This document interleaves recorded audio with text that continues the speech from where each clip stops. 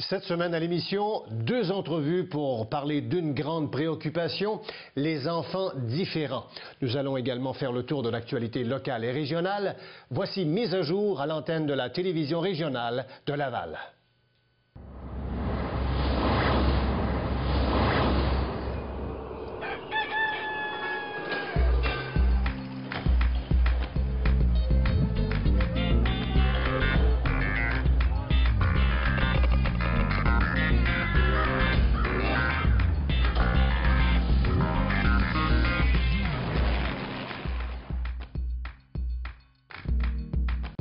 Ici Marius Brisson, je désire vous souhaiter la bienvenue à cette nouvelle mise à jour, un magazine de réflexion d'une trentaine de minutes pendant lequel nous examinons un sujet d'intérêt en vous présentant différents points de vue. Et au menu aujourd'hui, les enfants atteints de troubles envahissants du développement, des enfants différents. Comment ça se vit comme parents? Nous recevons sur ce plateau 2 parents qui sont monoparentales, Paul Saint-Germain, parent d'un enfant différent, et Mme Lynne Laporte, qui est présidente fondatrice de TED à cœur. Mais tout d'abord, une rétrospective de l'actualité locale et régionale en compagnie de notre collaborateur habituel, Ghislain Plourde de l'Écho de Laval. Ghislain, bonjour et bienvenue sur le plateau. Bonjour, Marius. Allons-y d'abord avec cette sexualité à outrance dans les bars de Laval. Le sexe, c'est accrocheur. La thématique de la sexualité dans les bars, c'est très populaire. Pas seulement à Laval, mais ici, disons qu'on ne fait pas exception.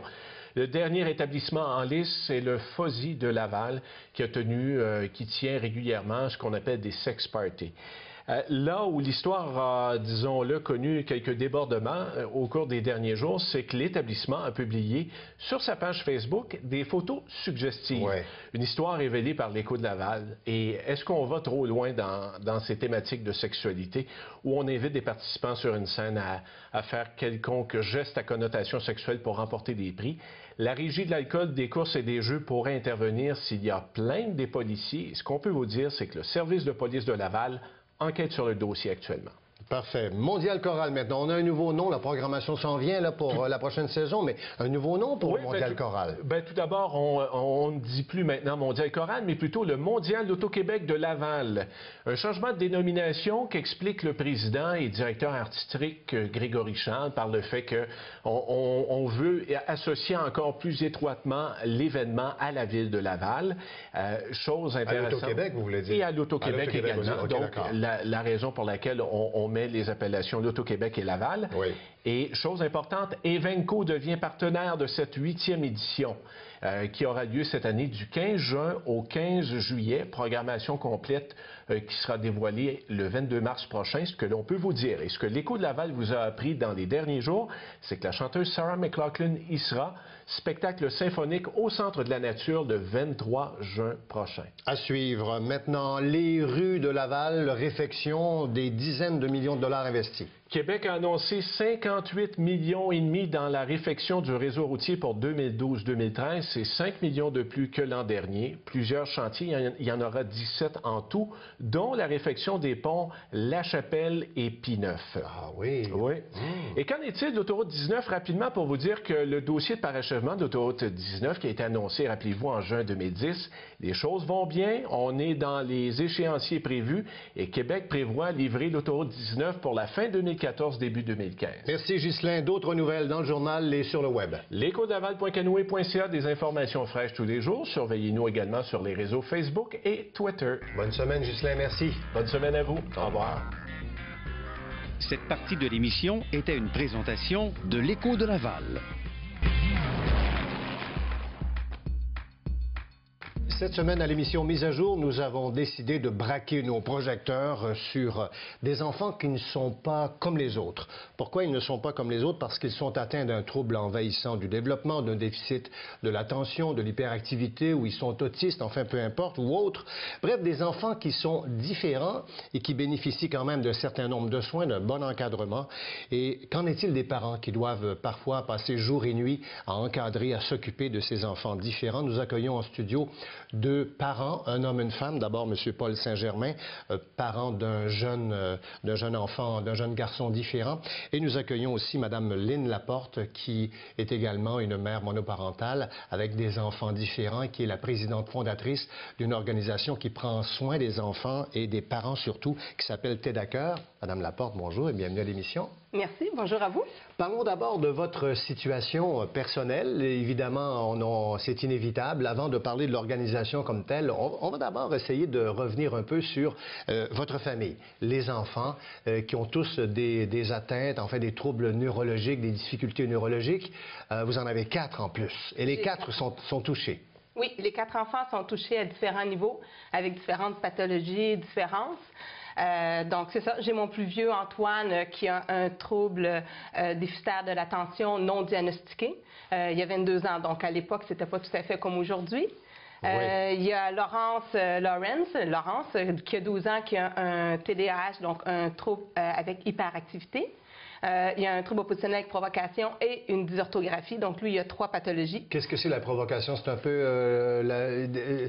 parfois, il y a des colères, il y a des obscénités qui vont sortir tout seuls, là, sans que ce soit contrôlé. Est-ce que c'est ça? Oui, c'est ça. En fait, c'est encore là un trouble neurologique. C'est la difficulté du cerveau à gérer la colère. Donc, les petites choses font une grosse colère. Ouais. Les grosses choses peuvent faire une énorme colère. Donc, c'est important de pouvoir gérer l'enfant, lui apprendre à reconnaître quand ça monte, comment est-ce qu'il peut faire pour la gérer, quelles sont les techniques qu'il peut utiliser pour la gérer. Mais c'est ça, effectivement, c'est la difficulté à gérer la colère, mais c'est neurologique, c'est pas comportemental. Est-ce que c'est pas la tourette, ça porte pas un nom, ça? Est-ce que ça a des similitudes avec cette maladie? Ça a des similitudes, mais c'est pas la même chose. Le gène de la tourette, ça va beaucoup plus loin que ça. Il y a des tics, il y a des tocs, il peut y avoir d'autres choses qui vont rentrer là-dedans que le TOP comme tel n'aura pas, que le trouble oppositionnel avec provocation n'aura pas. OK, donc on a parlé d'Antoine et de Laurence, il en reste 2, les 2 autres maintenant. Exact. Donc, il y a Thomas qui a 10 ans aujourd'hui, qui a un trouble envahissant du développement de style syndrome d'Asperger. Donc, c'est un autisme de haut niveau d'adaptabilité sociale.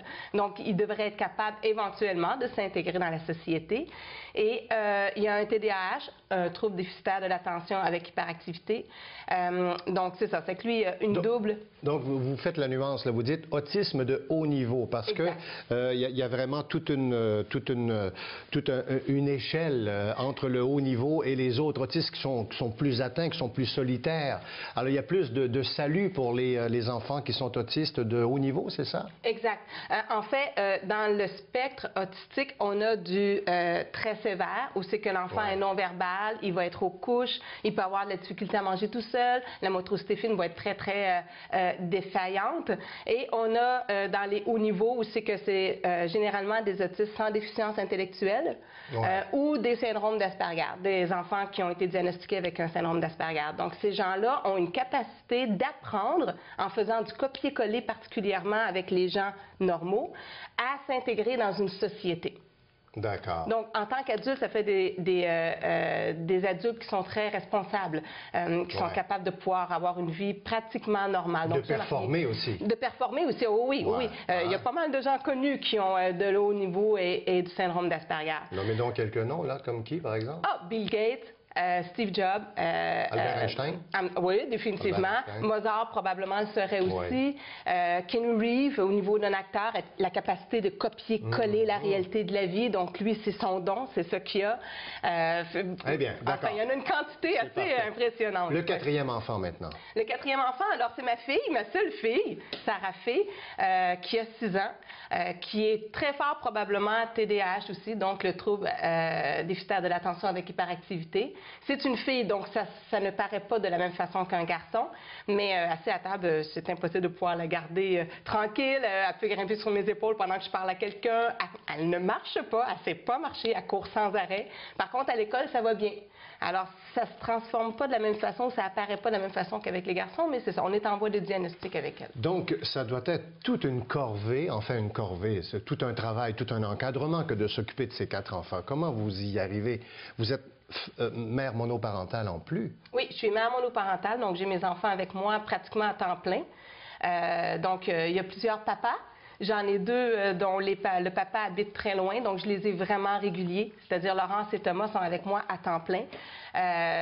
Mais c'est ça. En fait, on s'organise. C'est l'organisation. Hein. Le secret, si vous aviez un mot à dire, l'organisation, comment s'organiser avec ces enfants-là? La structure. Hein? C'est vraiment la structure. L'encadrement. Exact. Vous avez le bon mot. On ne peut pas vraiment varier. Il faut que les choses soient faites clairement.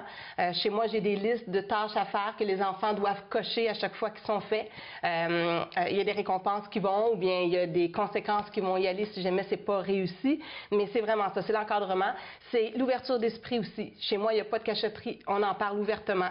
Chacun est au courant des différences et des pathologies des uns et des autres. Chacun sait ce qu'il faut faire pour aider les uns les autres. Ça se fait pas tout le temps. C'est des enfants. Ah, ben oui. Bon, ça reste des enfants. Ça permet de respecter le territoire et de comprendre ce qui se passe autour aussi. Exact. Parce que le respect, c'est important. La grande difficulté, c'est que je ne peux pas élever mon fils TED, mon fils avec le syndrome d'Asperger, comme j'élève un TDAH ou comme j'élève un TOC. Aïe, aïe, aïe. Donc, il faut vraiment fractionner notre éducation pour arriver à pouvoir le faire. Et l'ouverture d'esprit et de parole avec les enfants est importante parce que comme on les élève pas de la même façon, ça crée de la jalousie. Il y a des choses qui sont passe-droit pour un qui ne seront pas pour l'autre et vice-versa. Comment? Donc, vous devez avoir des téléphones de l'école, vous? Les professeurs doivent appeler à la maison sur une base régulière, dites donc? Pas cette année. Pas cette année. Cette année, les choses se sont considérablement stabilisées. Mon fils de 12 ans est rentré au secondaire. Il y a une prise en charge comme il n'y a jamais eu auparavant. Et ça l'aide énormément. Puis Thomas, mon petit Thomas, bien, il est à la même école depuis le début. Donc cette année, on a atteint un niveau de croisière, mais il est en 5e année. Donc on a encore peut-être pour 1 an de sursis avant de retomber. Est-ce que vous diriez que vous avez davantage de ressources maintenant de la société, du système, enfin? Je vous pose la question. Non. Non. En fait, ce serait l'inverse. Plus qu'ils vieillissent, moins qu'on en a. OK. Donc, jusqu'à 5 ans, il y a énormément de ressources. Donc, vous êtes de plus en plus isolé avec les enfants, c'est ce que je comprends. De plus en plus seul. De plus en plus seul. Et c'est pour ça que vous avez fondé une organisation qui s'appelle TED à cœur. Oui, ça part d'un besoin personnel dont je me suis aperçue que finalement était généralisé. Donc, je n'étais pas la seule parent à vivre ce genre de situation-là. Le besoin était un peu partout alentour de moi quand j'échangeais avec les autres. Puis, bon, oui, je me suis rendu compte qu'il y a beaucoup, beaucoup de choses pour les jeunes enfants. De moins en moins en vieillissant pour les enfants. Et pour les parents, rien. Il n'y a rien pour les parents. Bon. On ne prend pas soin de nous. C'est vrai que, dans le fond, tout est focalisé sur l'enfant. Les parents qui doivent se débrouiller avec des enfants comme ça doit être exigeant, ça prend une santé de fer, une organisation extraordinaire. Donc, TED à cœur, ça veut dire quoi, TED à cœur? TED à cœur, c'est les troubles envahissants de développement au niveau du cœur. Donc, c'est fait avec le cœur, d'où vient le nom. Mais c'est ça. C'est né depuis quand, cette organisation? Vous avez mis ça sur pied depuis combien de temps? Ça va faire 1 an le 30 avril. Et c'est pour aider les parents qui ont des enfants qui ont des difficultés neurologiques. Exact. Et aider pas seulement avec la difficulté elle-même, mais avec leur vie tout court. Parce que toute notre vie change quand on est un parent d'enfants différents. C'est pas juste avec l'enfant, c'est nos amis qui changent, c'est notre famille qui change, c'est notre travail qu'on doit adapter. Le nombre de familles dont il y en a juste un des deux qui travaille quand ils sont en couple, ce qui est déjà une exception. Et le nombre de familles monoparentales où c'est que la maman peut pas, ou le papa ne peut pas travailler, c'est assez phénoménal. Donc, c'est toute notre vie qui change. Et on oublie ou on n'a pas la capacité par nous-mêmes de prendre soin de nous. On a besoin qu'on nous le rappelle. Alors, TED à cœur est là pour aider le parent avec les enfants différents, mais aussi avec lui-même. Lui rappeler qu'il a le droit de sortir le soir pour aller au cinéma, puis qu'on va l'aider à ce que ça se fasse. Lui rappeler qu'une famille, c'est beaucoup plus que juste l'enfant différent lui-même. La plupart des activités qui existent pour les enfants TED, c'est pour l'enfant TED. Donc, c'est le parent et l'enfant TED. La fratrie n'est pas inclue. Parce qu'on est une famille, on a besoin d'avoir la fratrie avec nous. On ne peut pas les exclure sans arrêt. Donc, avoir des activités où c'est que la fratrie est inclue. Aider les parents avec tout ce qui est au niveau de la scolarité, parce que ça, c'est pas évident. À partir du moment où c'est que l'enfant embarque dans le système, là, ça demande énormément d'énergie. Donc, Être mon ami est là pour ça. C'est ça, vous avez des projets, là. Être mon ami, c'est un des projets que vous voulez mettre sur pied cette année, qui est déjà en fonction ou qui va... Non, qui va l'être pour septembre. Il est déjà mis sur papier. Donc, maintenant, c'est la recherche de subventions qui va rentrer en ligne de compte. Ça touche le milieu scolaire. Ça touche l'intégration dans le milieu scolaire des enfants TED, mais avec la particularité des enfants TED eux-mêmes. OK. Et permission accordée, c'est un autre projet que vous avez. Ça touche vraiment le parent, lui donner un répit. C'est ça que je comprends, là, du gardiennage. Là. Exact. Un répit, mais aussi pour qu'il puisse renouer avec ce qu'il est à la base, c'est-à-dire un ami, une femme ou un homme, un conjoint, une conjointe, qui puisse penser à autre chose, voir autre chose et renouer avec ce qu'il est au fond de lui-même. Donc, parce que les parents qui... à la base. Oui, effectivement. Les parents qui ont des enfants avec ces pathologies-là se sentent très seuls à un moment donné, là. Oui. ont besoin d'un coup de main. Là. Souvent, ils ne le demandent pas. Non. Est-ce que les gens appellent chez vous? Qu'est-ce qu'ils doivent faire? Est-ce qu'ils vont sur un site web? Est-ce qu'ils font un numéro de téléphone? Est-ce qu'on peut le donner, peut-être? Bien sûr, c'est un problème. En fait, il y a toutes les technologies qui sont à la portée pour pouvoir rejoindre TEDACAR. Oui. Donc, oui, effectivement, il y a le site Internet qui est www.tedacar.com. Oui. Donc, très facile à retenir. Il y a au niveau du téléphone, donc il y a du mentorat coaching qui se fait par téléphone, qui est le 514-586-5963. Si vous tombez sur la boîte vocale, vous laissez un message, on rappelle rapidement. Oui. Et puis, il y a Facebook, on est sur Facebook, il y a du coaching qui se fait via Facebook aussi. On a la page Facebook de TAC qui existe, donc il n'y a pas de souci de ce côté-là. On est sur Twitter. On est à peu près un peu partout sur la toile, donc on est assez facile à trouver. Si vous tapez tedacar.com, vous allez trouver, c'est sûr et certain. 2012, c'est l'année de l'autisme en France. Il y aura un mois aussi de l'autisme, le mois d'avril, c'est bien cela? Oui. J'espère qu'on va parler davantage de ces difficultés neurologiques pour nos enfants dont on prend soin. Alors, travail exemplaire de votre part. Félicitations, Madame Laporte. Juste une dernière question avant de se quitter. Est-ce que vous avez pensé à un moment donné à tout abandonner? Comment on fait pour trouver le courage et la motivation à tous les jours de recommencer à tous les jours? C'est extraordinaire. Avant le diagnostic. Avant le diagnostic, on se pose beaucoup de questions. Je me suis posé beaucoup de questions. Ouais. Qu'est-ce qu'il est? Comment est-ce que ça fonctionne? L'interaction avec les autres enfants, la mise en danger des autres enfants. Alors oui, j'ai déjà remis en question. Depuis le diagnostic, non. Ça a fait l'effet inverse. Ça donne le courage. On a une raison. On focus sur quelque chose. Il y a une ligne possible. On a un chemin qu'on est capable de suivre. Donc, depuis le diagnostic, non. Mais avant, oui, définitivement. Et je crois que c'est normal. C'est normal de passer par cette étape-là. Est-ce que vous iriez jusqu'à dire que votre vie aurait été meilleure si vos enfants n'avaient pas eu de difficultés neurologiques, ou vous trouvez que votre vie est enrichie du fait que les enfants ont été touchés par ces pathologies? Définitivement. Ah oui? Ma vie aurait été beaucoup moins pleine. Ouais. Si ça c'est drôle. On ne souhaite pas ça, avoir des enfants différents. Non. Mais oui, ça l'emmène beaucoup d'enrichissement, ça l'emmène un apprentissage puis une connaissance de soi qu'on n'aurait jamais eu auparavant. Ça, même de façon personnelle, ça l'emmène du bien. Madame Lynn Laporte, présidente fondatrice de TEDACAR, merci beaucoup d'avoir éclairé notre lanterne, d'avoir participé à l'émission, et bonne chance, bon courage. Tout de suite après la pause, Madame, Monsieur, nous revenons avec un père dévoué qui garde son enfant seul à la maison. 14 ans, un autre enfant différent. À tout de suite.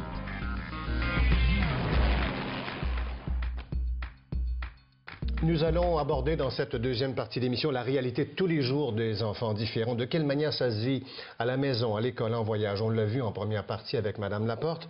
Mais maintenant, mon invité s'appelle M. Paul Saint-Germain, parent d'un jeune garçon de 14 ans atteint de troubles envahissants du développement avec Asperger et puis le TDAH, qui veut dire le trouble envahissant de développement avec hyperactivité, déficit de l'attention avec hyperactivité.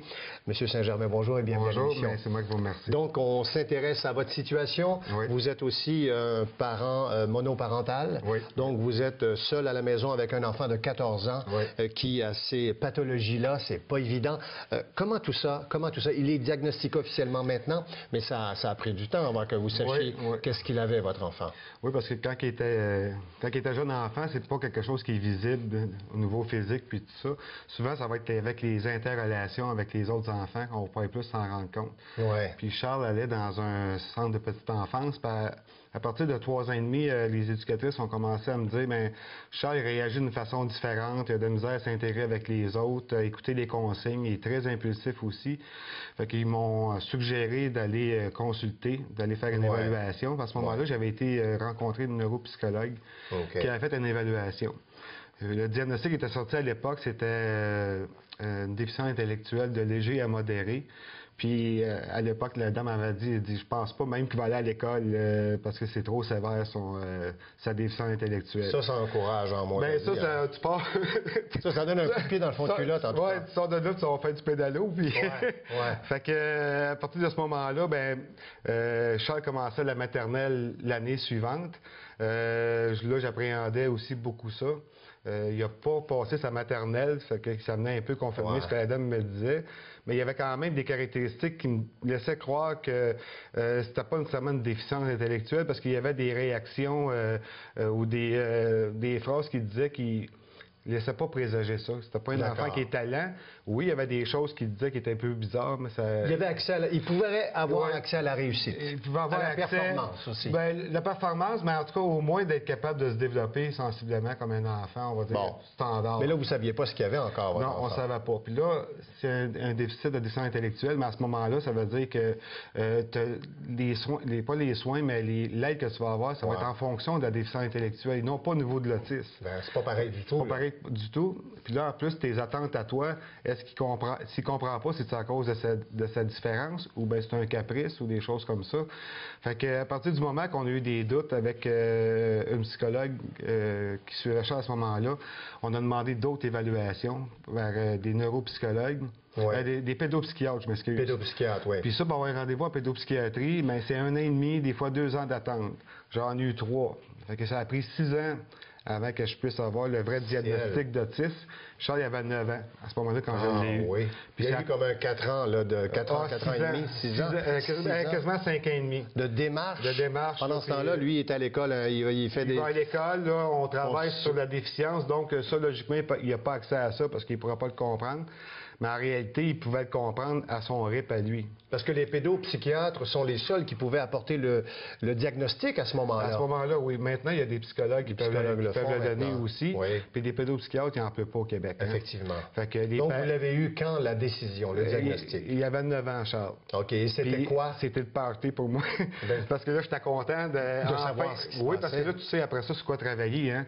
Puis le diagnostic a été sorti par une équipe multidisciplinaire. Ça s'appelle comment? Ça s'appelle ce qu'on a dit tout à l'heure au début. Autisme de haut niveau. C'est ça. Autisme de haut niveau, ça veut dire qu'il est sans déficience intellectuelle.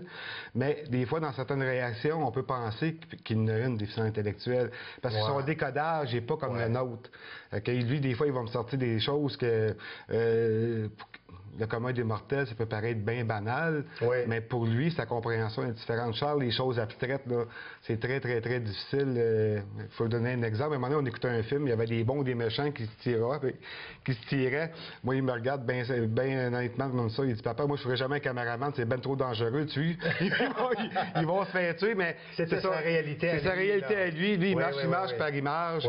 Fait qu'il faut essayer de faire des choses dans sa vie au niveau de ses apprentissages en fonction de ses capacités à lui. Ça va mieux à l'école alors ou quoi là? Là, à l'école, il a réussi à passer son primaire. Là, il est en classe il appelle ça en classe préparatoire. C'est comme s'il finirait sa 6e année et débuterait son secondaire 1. Il y a une éducatrice présentement avec lui qui l'aide beaucoup, mais Charles, ça ne sera pas son point fort à l'école. Non. Parce qu'il y a des aspects qui sont très, très, très difficiles pour lui à comprendre. Fait qu'on va y aller sur d'autres façons. Est-ce qu'il est médicamenté?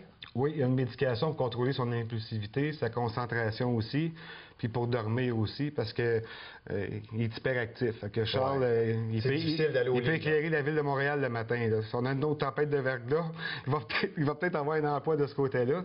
Fait qu'il bouge beaucoup, Charles. Il est très dynamique. Il n'arrête pas de parler une seconde. Donc, c'est un emploi tous les jours pour vous, là. Quasiment, c'est permanent. Oui, mais ça. moi, le soir, ça me prend 2 heures à moi tout seul là, pour relaxer puis tout ça. Puis, réussissez-vous à l'avoir, votre 2 heures à vous, tout ça? Oui, je me le donne. Je me couche plus tard. Est couché, c'est ça? Je me couche plus tard, puis j'ai trouvé un emploi avec le temps qui me permet d'être disponible. Là, Charles commence à être un peu plus autonome, dans le sens qu'il peut passer du temps seul à la maison. Oui. Puis... Et vous avez fait affaire avec Ted Hacker aussi, là. Vous êtes venu chercher du support. J'ai connu Mme Laporte par l'entremise de Facebook. On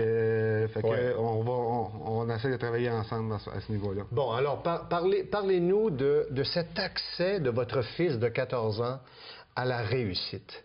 Parce qu'il réussit certaines de ses activités. C'est un sportif, entre autres. Oui, c'est un joueur de golf. Bon. Puis ça a commencé tout bonnement. On avait essayé le soccer, puis tout ça. Puis quand il y a trop de monde alentour, Charles devient très... Parce qu'il y a une bulle, hein? Il faut respecter un certain bulle. Son territoire. Son territoire, puis tout ça. Fait que c'était très difficile. Il y avait du talent au soccer, mais c'était très difficile pour lui de gérer l'approche des autres personnes à côté.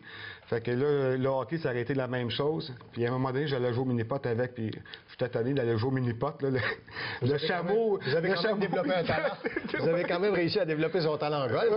Oui, puis là, suite à ça, au mini-pot, on a lâché ça. J'avais un club de golf pas loin de chez moi, à Saint-Hyacinthe. On est allé dans le champ de pratique et un monsieur que je connaissais, il a donné un vieux bâton, il a commencé à souligner des balles, puis il n'a pas arrêté depuis ce temps-là. Puis là, au Québec, l'année passée, dans la catégorie de 13 ans, il s'est classé dans les 5 premiers au Québec. Ah oui? Oui, il y a 7, bravo! Il y a 7 d'handicap. Il y a un talent, oui? il y a un talent à ça. Puis, par contre, ça n'a pas été facile au début, là, parce qu'il apprendre les règles sur un sport qui a une étiquette, c'est bien de golf. Oui. Mais c'est la meilleure façon d'apprendre. Tu l'exposes. Moi, Charles, je l'expose partout. Je l'emmène faire l'épicerie, je l'emmène chez n'importe où que je peux l'emmener. C'est son apprentissage. Oui, parce que sinon, si tu l'isoles, il ne sera pas capable de réagir plus tard. Comme Mme Laporte disait tantôt, il y a du copier-coller. Fait que quand il l'apprend, même s'il pense que c'est pas correct, il va le faire correct pareil. Parce qu'il sait que c'est la bonne méthode à faire. Est-ce qu'on peut suivre son cheminement sur un site web? Est-ce que... Oui, bien, j'ai créé un petit blog pour Charles qui s'appelle, sur Google, les gens qui veulent faire Charles Saint-Germain blog, ils vont tomber dessus. Puis là-dedans aussi, je donne de l'information pour les parents, parce que les parents, ils ont droit de l'aide financière quand un enfant est différent. Oui. Autiste. Au niveau du gouvernement, je décris tout quoi aller chercher là-dedans. Puis nous, on participe aussi à beaucoup de 4 à 5 tournois de golf bénéfices par année pour aider des fondations à ce niveau-là. Puis Charles, il était chanceux. Comme je disais tantôt, qu'est-ce que ça y a apporté, sa différence? C'est que ça l'a intrigué des gens. Puis Charles... Ça attire la sympathie. Ça crée un capital de sympathie, non? Je pense que ça attire la sympathie, puis en même temps de la curiosité aussi. De dire comment on peut faire pour un enfant dans ce niveau-là. Parce que l'image de l'autisme, souvent, on a l'image de Rain Man que les gens ont beaucoup vu, mais c'est une caractéristique de l'autisme. Tout à fait. Il y en a plusieurs autres. Puis on a eu la chance de passer à plusieurs reportages, Charles, peut-être une vingtaine depuis 3 ans. À suivre, donc Charles Saint-Germain sur le site qu'on a donné tout à l'heure. Oui. Une dernière question juste avant de se quitter, il reste 30 secondes. Oui. Dites-moi, M. Saint-Germain, si aujourd'hui on inventait une pilule pour guérir votre enfant, que votre enfant devienne un enfant, disons, normal, est-ce que vous la prendriez? Non.